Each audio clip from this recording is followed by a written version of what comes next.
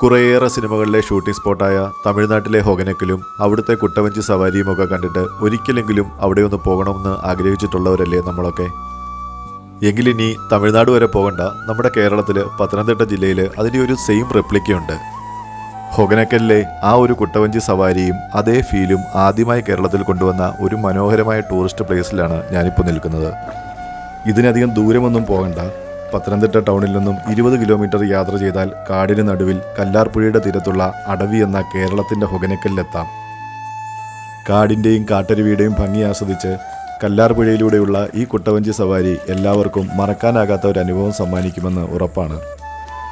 30 minute സവാരിക്ക് 500 രൂപയും ദീർഘദൂര സവാരിക്ക് 900 രൂപയുമാണ് നിരക്ക് വരുന്നത്.